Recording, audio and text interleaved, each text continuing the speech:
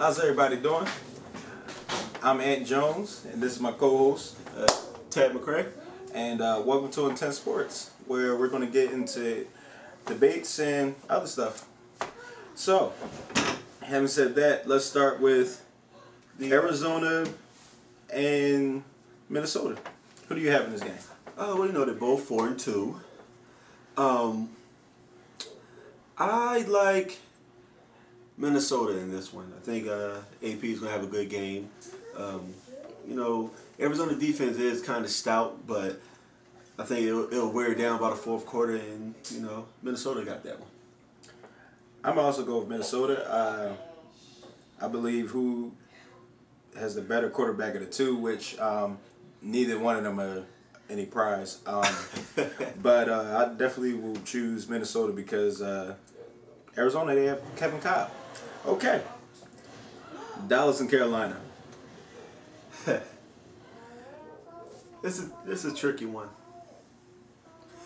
Neither team is good, Neither one. but I'm going with Superman, Cam Newton. I don't even want to answer this question. I'm a Cam fan. I'm not going to lie at all. But we have to be honest, Cam. You don't win games. Superman! No. Kryptonite. I'm going to go with Dallas. I don't like Dallas at all. I'm sorry. It kills me. I don't like Dallas at all, but I have to go with Dallas. They have a better team overall. They have pretty good corners. And Cam Newton, if you can get an interception out of him in the first quarter and you see that towel on his head, that means he quit. So, you know, I'm sorry, Cam. You know, I'm a big fan, but, you know, you're showing a lot of Andrew Bynum tendencies, bro. Andrew Bynum tendencies, you know. If you don't get the ball, if you don't do it right in the first quarter, then you quit for the last 3 quarters. It's not really good. You know, kind of grow up. You know, how old are we? New Orleans at Tampa Bay. New Orleans, listen here. Y'all suck. 1-4. No head coach. No assistant coaches on there. It's just Drew Brees running the show. But you can't blame them. You know, they got the D-League coach coaching them. Excuses are tools of the incompetent, which build monuments of nothingness. Now, Tampa Bay, I like what they're doing. They got the young stud at QB. What's his name? He looks kind of like Samoan or whatever. Josh Freeman? Yes, him. He's going to put up MVP-like numbers today. This score is going to be an onslaught. Tampa Bay 40, you know, New Orleans 10. Just being nice. New Orleans, I'm actually go for you in this game. And the only reason I'm going to go for you is because I think Drew Brees can put up numbers. And I don't think Josh Freeman can throw up the numbers that Drew Brees can. Having said that, New Orleans, you don't have a head coach, you don't have an assistant coach, and you don't even have a GM. I think I have an issue with your defense, but you never had defense anyway. You know what I mean? So that's not a shocker. Right. You know, and everybody was excited about, what's the guy's name? Steve Vilma. Spagnuolo. No, Vilma. Everybody was excited about Vilma coming back for practice, but I mean, when Vilma was on the team last year, your defense still sucked. But you know, I still think New Orleans will win by a touchdown, maybe. You know, so I'll say about 35-28 on this one. That's what I'll go with. Green Bay at St. Louis. They're both 3-3.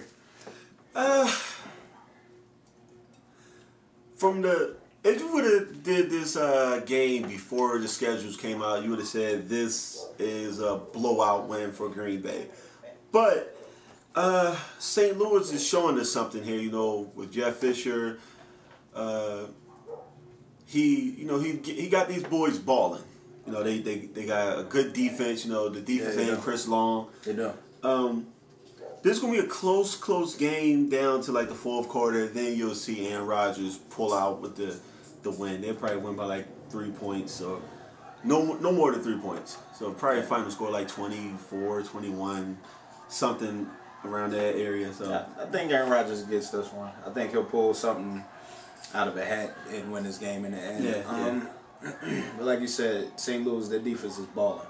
Mm-hmm. And James Laurinaitis, he's no joke. He's not He's not a scrub at all. He's not Bad a man. That's Bad a bad man. Come to Philly. Come to Philly. Okay. Let me see. We have Washington and the Giants. I know who I'm going for. I don't want to be drinking the RG3 Kool-Aid, but I am. I got Washington beating them. This is like my upset pick for the week. I got Washington beating the Giants. Close game, NFC style, smash mouth football, hard hitting. There's a lot going on, but I think RG3 he's the man. I don't think there's no type of fluke with him. He balls, and I don't even think. I think RG3 is going to have a good game, and I got Washington. I also have Washington for the simple fact that RG3 was the best quarterback coming out of college anyway. We can get into the particulars and the reasons of why people think otherwise, but that'd be a whole different debate. America knows what I'm talking about. At the end of the day, I'm just going to say this. RG3 is 100% beast. Yes.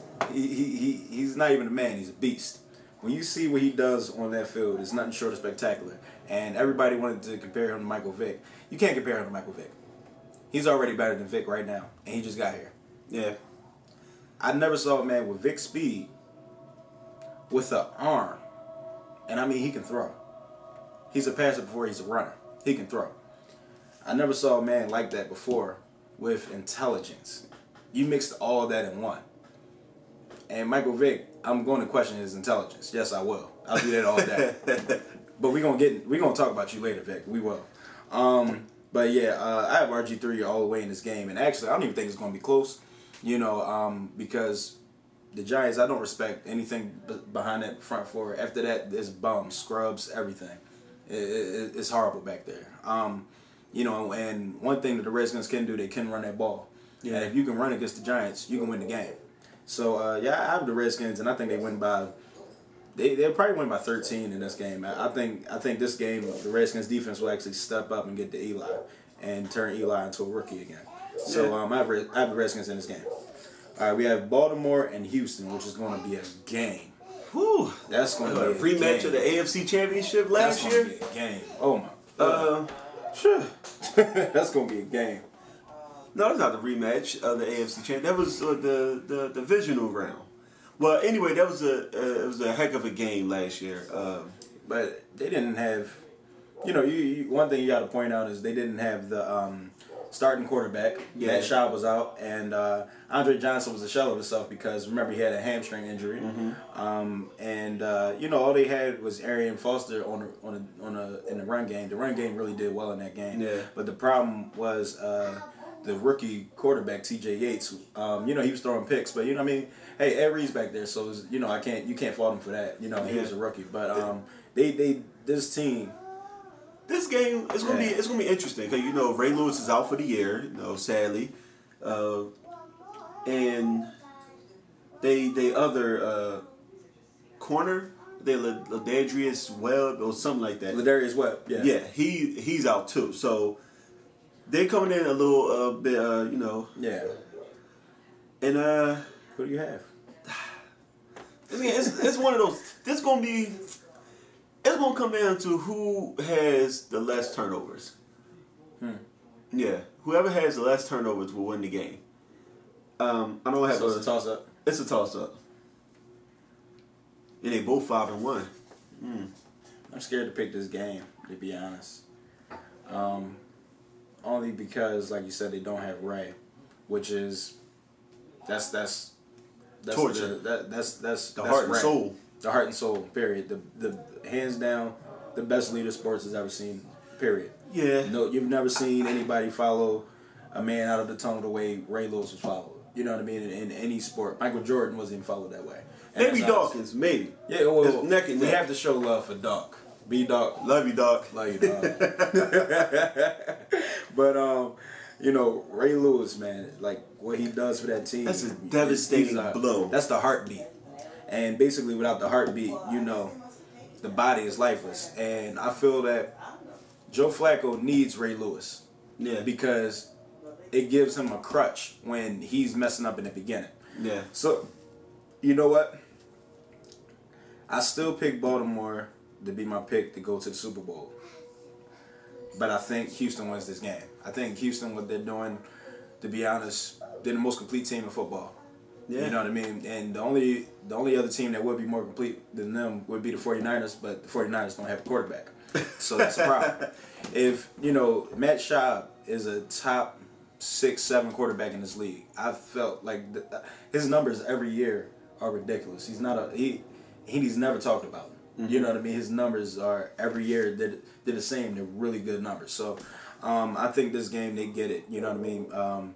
Arian Foster, I'm gonna like him up against that linebacking core without Ray Lewis back there. Yeah, you know what I mean. I think Arian Foster, he might run for close to 150 in this game. That's not even an understatement. Andre Johnson, Ladarius Webb is out, but I think if Ladarius was there, it wouldn't have made a difference anyway. Yeah. Andre Johnson is you're a beast. Beast. So I give Houston the edge in this game. I think they win by a touchdown. Okay. I'm not gonna say a blowout, but I think they win by a touchdown. All right, next we have Tennessee at Buffalo. That game. Yeah. Oh, you fell asleep? Yeah. Oh. Oh man, this game. Like teams. You know how they got like minor leagues for baseball. Like they need to have something like that for football, like for the NFL. Yeah, they honestly should. Like, you're right. Both of these teams suck. I don't care what you say or what you believe. The days of Buffalo going to 4 straight Super Bowls are over. They've been over. Yeah, they're done. Tennessee, they haven't been relevant since Steve McNair, rest in peace. But this game, you know what? I don't even feel like calling it. Eddie George is going too. Oh yeah. Eddie George. Well, you know what? Let's take a look at this. You said there should be a D League for the NFL, right? Yes. So if I was to make a D League, I think Tennessee, Buffalo, the Jets, definitely. The Jets and Jacksonville. And Oakland. That should be the D League. Yeah, that should be the D League. Don't even be in the NFL. Like, you don't deserve it. Y'all having blackouts. We didn't even talk about Blaine Gabbert and how soft you are. But we're gonna get to you. Trust me, we're gonna get to you. Yeah. But Tennessee, for me, Tennessee and Buffalo in this game, I get the edge to Buffalo because they're not as corny as Tennessee, but they're still corny. You know what I mean? They have a lot of hype. Ryan Fitzpatrick got that $50 million deal last year. He stole that money. You hear me? When he signed that contract, everything went downhill. I need to call him Houdini. He pulled the wool over everybody's eyes. There was a lot of smoke and mirrors in his game. You thought you were buying something good, but it didn't work out. So I'm gonna give Buffalo the edge in this game, but and with Tennessee, I'm gonna make another point too. Chris Johnson, I have a problem with you. I have a big problem with you. I said for years that I thought you were overrated, and I meant it. If Chris Johnson gets tapped one time, he's down. Mm. If he does not have an open gap, when you look at the year that he was CJ2K, he had open gaps. He had open space. His line was really blocking well that year. Mm-hmm. That's how he got to 2,000 yards. I'm not gonna sit up here and lie and act like he, because it was a track meet basically. In a straight line, how many players in the league can catch up to Chris Johnson? And we're talking about defensive players. None. So, to me, I thought he was overrated as a running back anyway. And we're just seeing that starting from last year into this year, that since then, and since he held out with the whole contract dispute thing, mm-hmm. It just showed his true colors and showed that you're not that bad as everybody thought you were. He had a statement in the summertime saying that he was the #1 running back in the league, and I'm thinking to myself the whole time, how are you the #1 running back in the league? When did you forget that Arian Foster is in his league? Did you forget that Adrian Peterson in his league? Shady McCoy is better than him. Let's be honest. You know what I mean? So I'll put 5 running backs above him. You know what I mean? I think he's very, very limited. You have a very limited game, and I think that you might need a little humble pie because I understand having confidence and everything like that, but people like Muhammad Ali, they were confident, they were cocky or whatever, but they got the job done. You're not. You're not that good. Pony. You're a one-trick pony. You're not one that trick good. pony. You know, one-trick pony. We're going to get into another one-trick pony later on, too. I'll tell you who it is. I'm just starting. I'm just starting on my rant. I'm just starting. Yeah, I picked Buffalo over that game. Cleveland and Indianapolis. You know, I'm going to pick the Colts. I like Luck a little bit. You know, he's not what everybody thought he was going to be, but he's okay. You know, he's one of those regular quarterbacks that you have, an average quarterback at best. But I think, you know, he's going to be able to connect with Reggie Wayne a few times, and that should be enough to beat Cleveland. Oh, they're god awful. Oh, they're so awful. And what's that? How old is that quarterback? He's like 40? 55 at least. Weeden, you're old. He's a rookie though. An old rookie. No. 30. You're 30 years old. Grow up. Go somewhere. You're done. He was drafted in. It's a burrito. It's a burrito. It's not even a wrap. It's a burrito. You know what? I think it's weird. I think I'm gonna pick Cleveland in this game, which sounds weird. I know. You know, I mean, but if any of us wins, I won't be shocked, to be honest. I just feel that Cleveland's defense is actually pretty good. They smack people in the mouth. You know what I mean? Like they're actually really good. And the kid Joe Hayden has been balling this year. I don't know if anybody's watched the Cleveland game. I understand, you know, they're the Browns, so it's not too much excitement. But no, like seriously, I actually respect the defense though. Yeah, they he might very well be one of the top corners in the NFL. Now that Revis is gone and stuff, so yeah, that spot is pretty much open. And Cromartie saying that he's the number one. Seriously, grow up. You already got 11 kids. We're not even gonna get into that. Let me see. Who's this? This is the Jets against New England. We got now these games.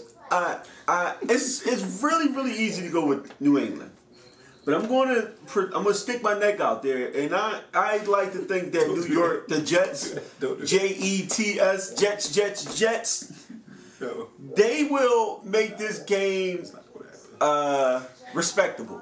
They're not going to win, of course, because you have Tom Terrific Brady, but it's going to be a lot closer than people think. You know, they both 3-3, so New England need this more than the Jets do.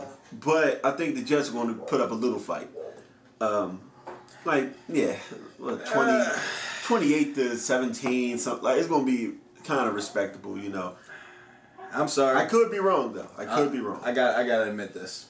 America, I gotta admit this. I think New England not only is going to win this game, I think they're going to disrespect them. Woo! I think they win by 38.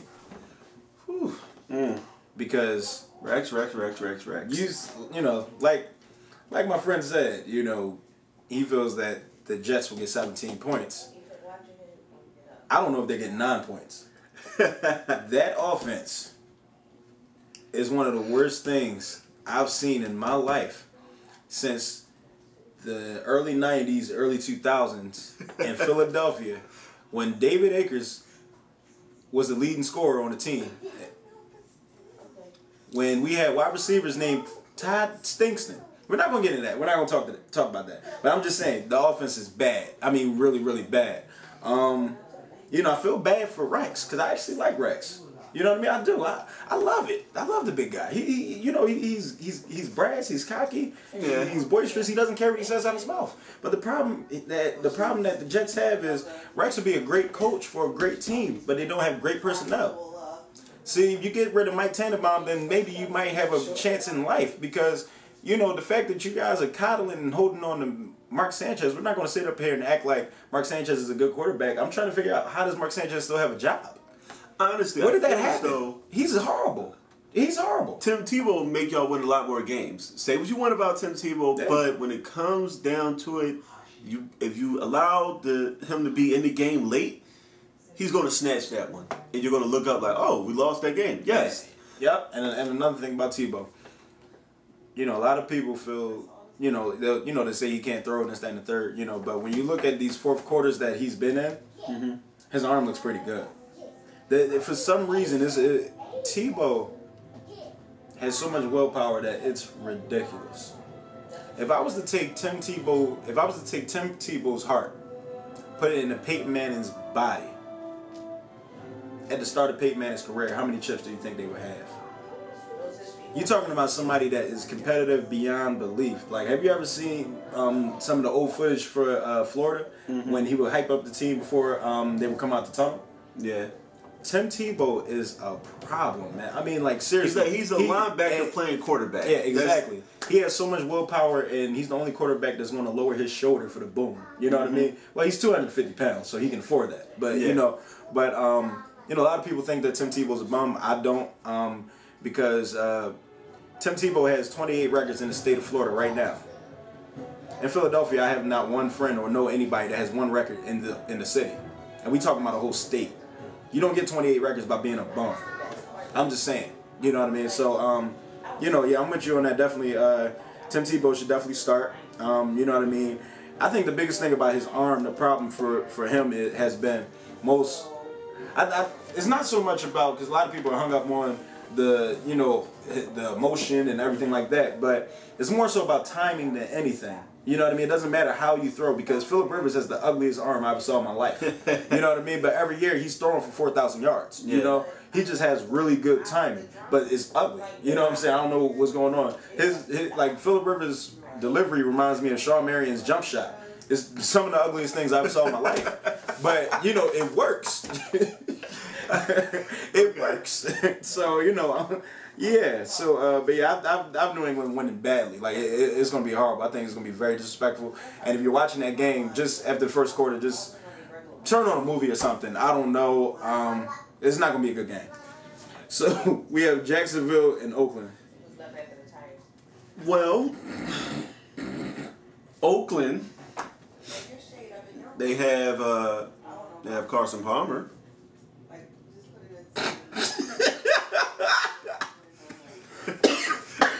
Look. You okay? This game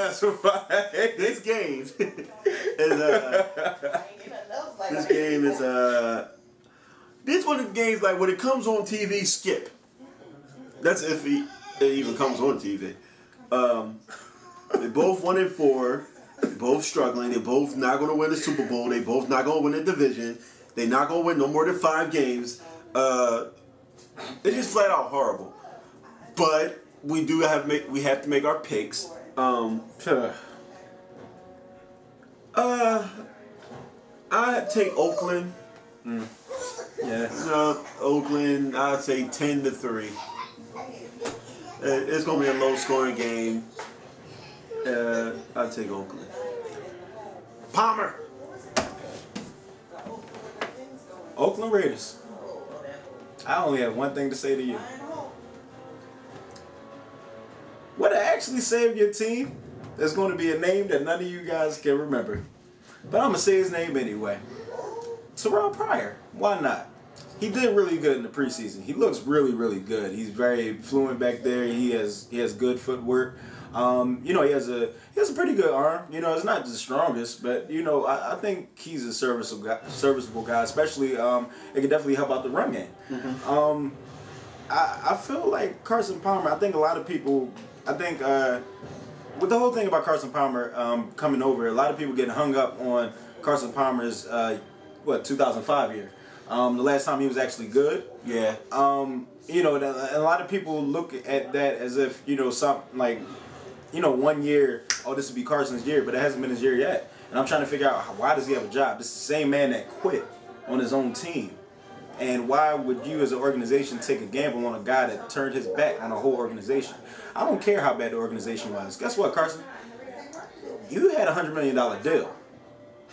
Now, unless you're Albert Haynesworth, I don't see why you were pouting over there in Cincinnati.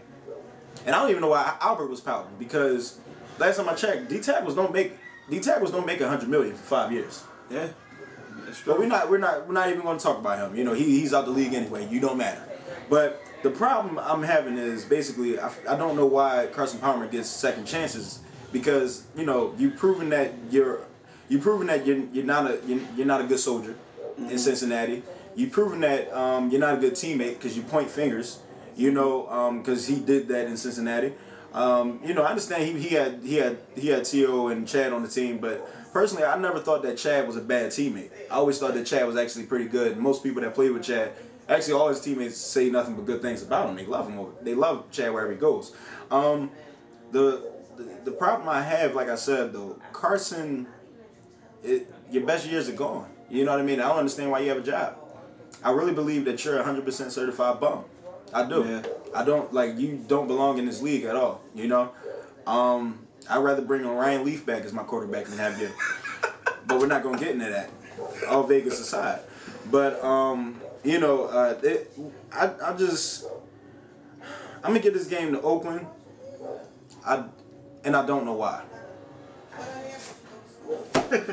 Okay. We have Pittsburgh and Cincinnati. Pittsburgh and Cincinnati.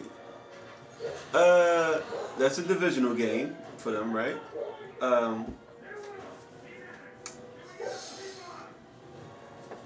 Pittsburgh, they got injuries. They're not the same Pittsburgh Steelers. They getting a little old, a little long in the tooth. So this could be one of the games that Cincinnati can snatch from them. Yeah, they can. Because they young. I like the young nucleus that they have right now. Yeah, that's So at wide receiver, I like the quarterback. Yeah. I'll take Cincinnati, but it wouldn't surprise me if Pittsburgh, pull it out. So I'll take Cincinnati though. I'll take probably 17-10 or something like that. Yeah, I'll take Cincinnati, but it wouldn't surprise me if Pittsburgh won it. I'm gonna also take Cincinnati, for the obvious reason that you said. I do like Andy Dalton a lot. I do. I think he can play. I think AJ Green is going to be a star in this league. Well, he's already one, but he's going to keep progressing and get better. One thing about AJ Green, I think he should lift some weights though. He's kind of tiny though. He's kind of tiny. It just get in the weight room a little bit, just a little bit. Just a little bit. Yeah, I definitely see Cincinnati winning this one. I definitely do. All right. Next we have Detroit and Chicago. Woo! Detroit is 2-3 and Chicago is 4-1. Motor City versus the Windy City. This is going to be... And it's in Chicago. So that kind of changes everything. Remember, they probably have the nastiest field in football. That's the most disgusting field out. Chicago, I don't understand. I don't know if it's like a legislature thing. Who you need to reach out to, or you need to talk to the mayor or the governor or somebody about that football field. But it seemed like only y'all could play on that field for whatever reason. They practice on it. They're used to it. It's unbelievable. By NFL standards, y'all failed. But that's your advantage. If I'm reading this right, they're 4-1. Chicago's 4-1. Wow. How? Okay, but how about I give you a quick note though. Chicago's 4-1, right? Mm-hmm. They don't have an O-line. The O-line is horrible, and they're 4-1, right? Right. The Eagles don't have an O-line, but what's the record? 3-3. Yes. All right. Chicago, this going to be, this game is going to come down to who has the best, which wide receiver performs better. That I think is either Brandon Marshall or Calvin Johnson. It's going to come down to them two. Who takes over the game? Who can take over the game? I got the answer on that one. I love Megatron. I got the answer on this one. So it comes down to them. This game, I can't really call it. It's going to be a tough game. Especially playing in Chicago. Detroit needs this game more than Chicago. I agree with that. You can't go after 6 weeks 2-4 after you were a playoff team last year. So Detroit, they need to snap those they need to snap those 10 straps in and grind this one out, because they need this game more than anything. They do. So who do you have in this game? I'll take Chicago. I like Megatron. Megatron might end up having the better game, but Chicago, I like. They seem like they're a better team than the Lions. I'll take Chicago. Score probably. It's gonna be high scoring. I know that much. It's gonna be like 28-31. I have Chicago in this game. I feel that I actually think Brandon Marshall is the better game. And the reason I say that is because the wide receiver position is only predicated on how many times they get targeted. Yeah. You know what I mean? How many times they come up with the ball. And Jay Cutler is going to throw the ball to Brandon Marshall 75% of the time. That's guaranteed. He has no choice. He has no choice. We already saw what happened with Roy Williams last year, but we're not going to get into that. He's not a football player anyway. We've discussed this many times. He's not a football player. Roy Williams is like the second coming to Hank Basket, but we're not going to get into that. I'm sorry. Woo! I have Chicago winning this game. I think Brandon Marshall has the bigger game because he'll be targeted more. I think Matt Stafford would actually be kind of running for his life, even though I know Jay Cutler will be running for his. Because Jay Cutler's O-line, I don't understand how he's even breathing. That's one of the. He's tough. He's a tough kid. Remember, he elbowed one of the O-linemen. He doesn't care. He's not scared of anybody. Now if he would have got hit by the O-lineman, it'd have been another story. But he showed us he was tough that day. I have Chicago winning. I don't know by how much. Maybe by 3 points. I have that. Okay. So our next topic is a little close to home, we should say. Yes. Something that has been eaten away, and it is the state of the Eagles.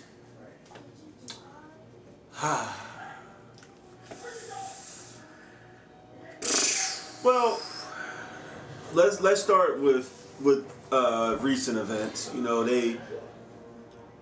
I'm guessing Andy Reid was the one who pulled the trigger on firing Juan Castillo, the Eagles defensive coordinator. I feel like I guess it felt like it was a decision that they had to make, but you made it at the wrong time. You should have made that, last year, when the defense was horrendous. So oh my goodness, don't get me. Oh. And the problem is though, with this, my issue is it's like you're tackling the wrong problem, Andy Reid. You know what the issue is. I know what the issue is. Yes. My co-host knows what the issue is. Yes. America, you know what the issue is. Why don't Andy Reid know? Why? Andy Reid, I'll tell you what the issue is. The issue is this. Andy Reid right now, at this present moment, is the longest tenured coach with his team. He's been with the Philadelphia Eagles for 15 years. That's a long time. 15 years. How many championships does this city have? We've been to 4 NFC championships straight and 1 Super Bowl. But everybody feel we have some people out there in like ESPN land or whatever that feel that the city should just be okay and just shut up and just be happy that we went to 4 NFC championships and made it to 1 Super Bowl. I have a problem with that because last time I checked, you're only supposed to go into the season with the mindset of winning it all. There's no moral victories. It's either you're a winner or a loser. And every year, there's 1 winner and 31 losers. So if you didn't win a chip that year, seriously, how can you go into anything? The problem has always been Andy. I'm sorry. I'm upset. I'm emotional right now. Listen, Andy, you're the problem. You are too soft. That's right. I'm tired of these soft coaches All of them. I'm tired of them. Andy Reid, last year, when Deshaun Jackson showed you his behind all season and wasn't playing hard for you, and the press conference came up and you took Deshaun Jackson's side and act like he was really a hard worker and that he was just the best and he tried his hardest out on the field when he was alligator hands on the ball and letting go because he didn't want to put his body in harm's way. I'm sorry, I have a problem with that. You had his back and he didn't have your back. That shows of a lack of leadership and a lack of just tenacity. It shows a lack of character for you. It shows that you have no respect for yourself because they don't respect you anyway. You're trying to be everybody's best friend when this should not be a best friend situation. If this was a Pop Warner team, I could see you being a friend of them. But it's not. You're grown men. You play the game to win. And if I have it my way, we would have John Gruden here because I guarantee you he would light a fire under everybody on this team. This team is too talented to be as soft as it is. The defense was ranked 13th overall, which is that's good. That's above average. And you fired the defensive coordinator because of 2 blown leads in the fourth quarter. Answer me this, Andy Reid. How many points did we score in the fourth quarter this year? Good point. And back to you being Mr. Salty for Deshaun Jackson and you deciding that he can get a $45 million deal. How many 100-yard games does this $45 million man has this year? Out of 6 games, he has one 100-yard game. You're dialing up plays with Marty Mornhinweg when we have a 10-point lead with 5 minutes left in the game against the Lions in the fourth quarter. You're dialing up plays to put Jason Avant on a post route. Jason Avant isn't even fast. What is he doing on the post route? He's a third down guy. That's it. Period.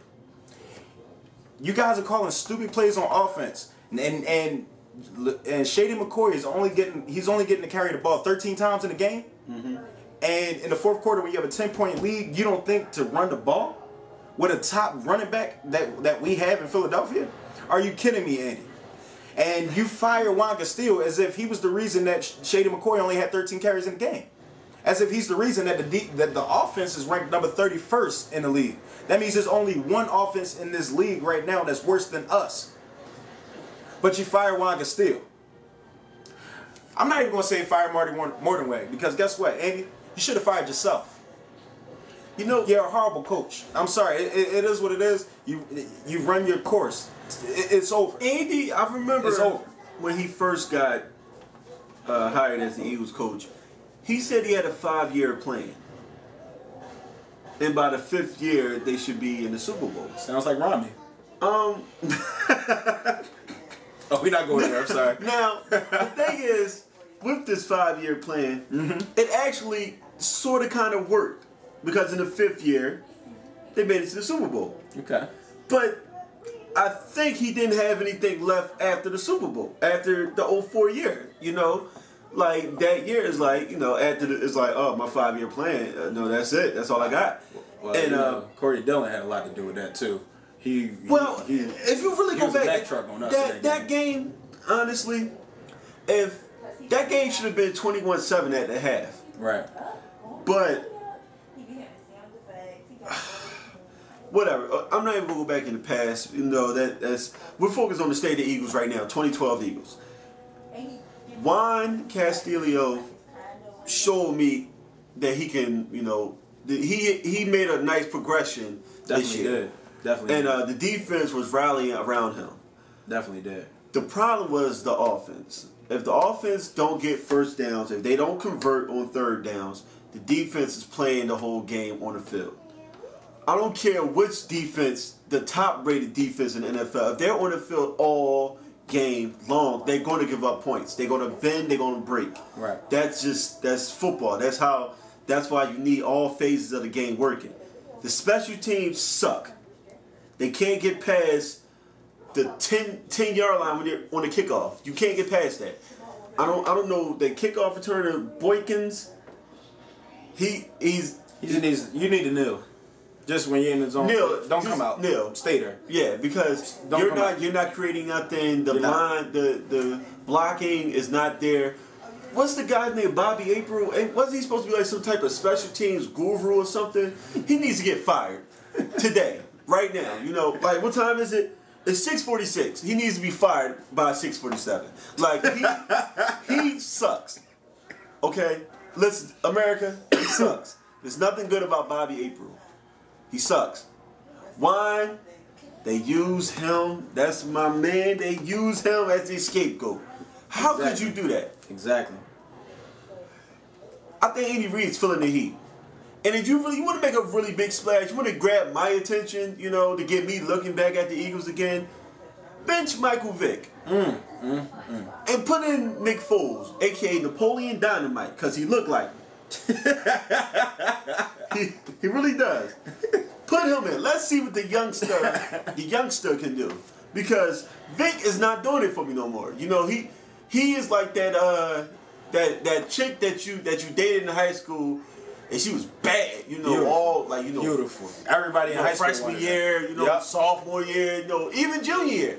But then, like, as you start to make that transition into, college, you probably went on college tours and all that, and you saw different women. You came back to that high school, looked at that thing that you thought was so cute, she looked like who did it, why.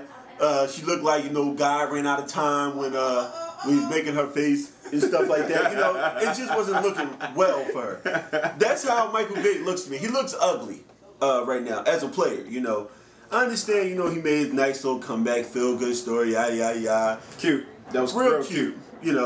But I'm with you on that. I feel that Michael Vick, I'm going to say this now. I said it in the middle of last season, I think. We saw the best that he has to offer. Yeah, sadly.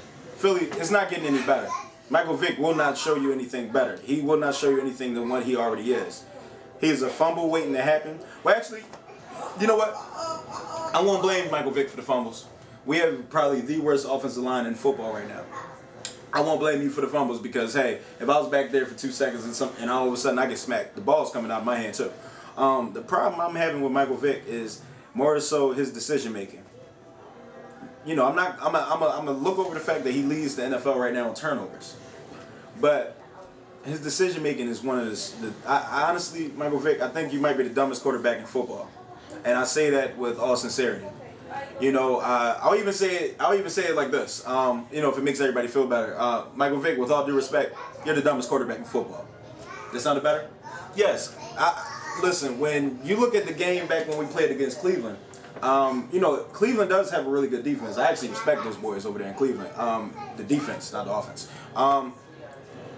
When you're throwing in the coverage and your wide receiver is in between 3 defenders, what about that in your mind told you to throw it? I'm trying to figure that out. When Deshaun Jackson has a 2-step lead over the guy last week in Detroit, first of all, that should have told everybody right there Vick isn't a good quarterback right there. Detroit didn't have an interception until they played us. They actually probably have their secondary is probably worse than the Giants.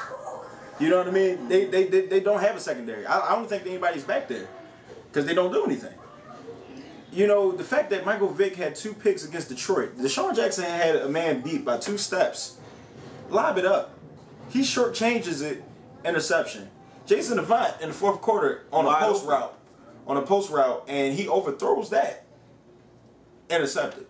Michael Vick, you're not it. You're not. I don't get it. You know what you did in Atlanta was cute. You ran around a little bit. Now you try to turn it. Now you're trying to turn it to a pocket passer because Andy Reid said so. And you know what? That's not your game.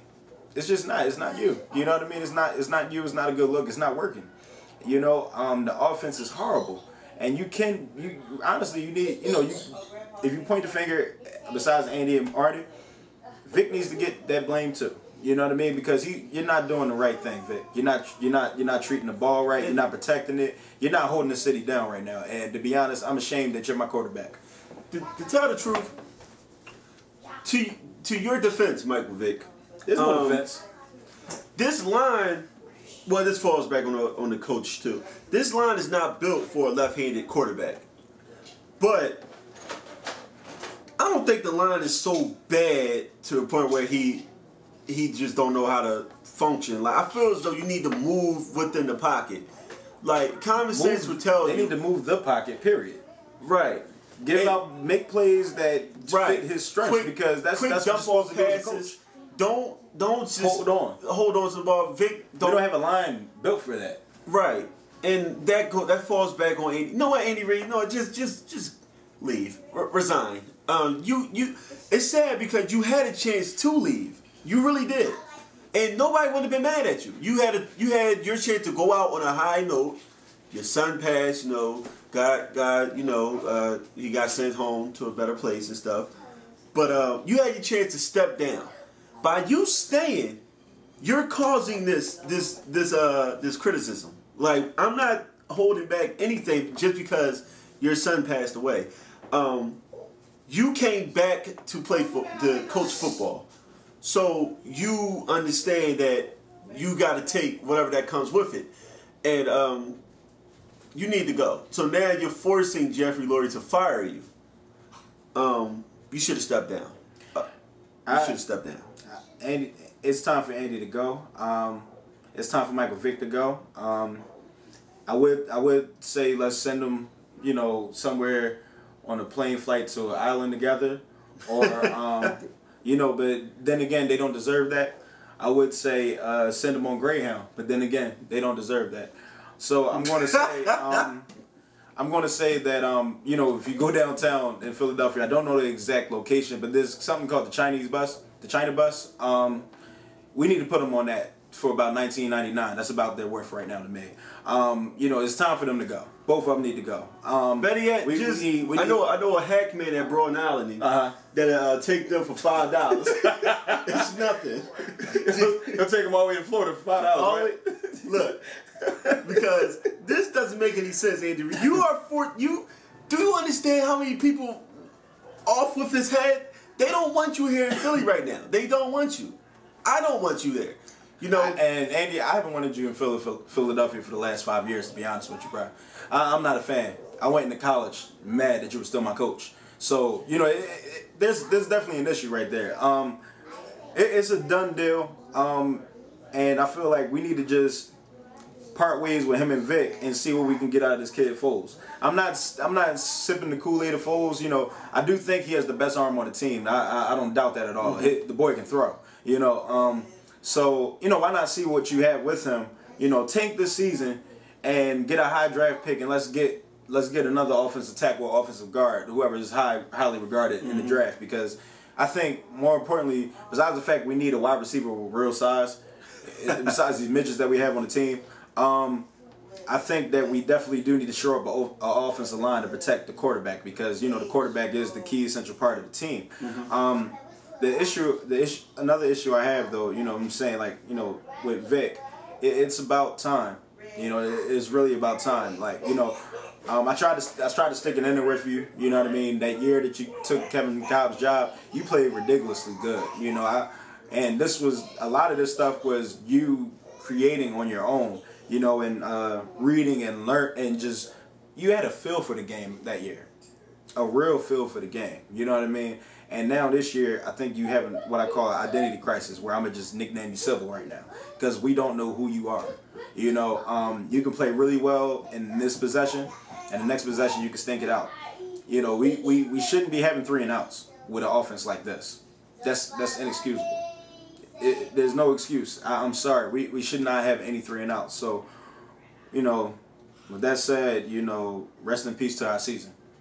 Regardless if, and I'm saying this, and I want everybody to understand that I'm serious right now. Regardless if we make the playoffs, I said it in the beginning of the year, if we don't win the Super Bowl, it does not matter. So, like I said before, I'm tired of this team losing. We've been losing for years. Regardless of the years we went to the playoffs and NFC championships, yeah, that's cute. You get T-shirts for that. I'm talking about an actual ring that you can put in the city. This city hasn't had anything to be proud for in a long time. You know what I mean? Well, I'll give a shout out to the Phillies that won the World Series a couple years ago. Mm-hmm. You know what I mean? But other than that, seriously, we have the 76ers. Let's be honest. They got a better team now, but still, they're not winning the chip. You know what I mean? Unless the whole Miami Heat got injured and all the Celtics retired. You know what I mean? That's when the 76ers had a chance. But right now, no, it's not happening. So, it's a done deal. We need to tank. We need to just worry about the future now. And I think they should definitely in the front office give a phone call to John Gruden because, you know, I honestly really believe in the whole coaching style of a tough coach being tough on his team and not coddling anybody. You know, Bill Belichick doesn't hug anybody until he wins his championship. You know what I mean? And he's a bigger jerk to Tom Brady than anybody else on the team. So, you know, that goes to show you, you know, tough love works. You know what I mean? When the problem with Andy Reid and his style, and why I say I have a problem with soft coaches, is because when you're so soft and so kind and so loving and caring about your players, you know, they get to a point where they're stagnant and they're comfortable. You should never be comfortable in a league where you're one injury away from your career being over. Yeah, real life. Tomorrow not promise. Yeah, it's like this. Yo, we got goals to reach, we got a promise to make, we got a homage to pay. Can't let it all go to waste on me, nothing gonna make or break us.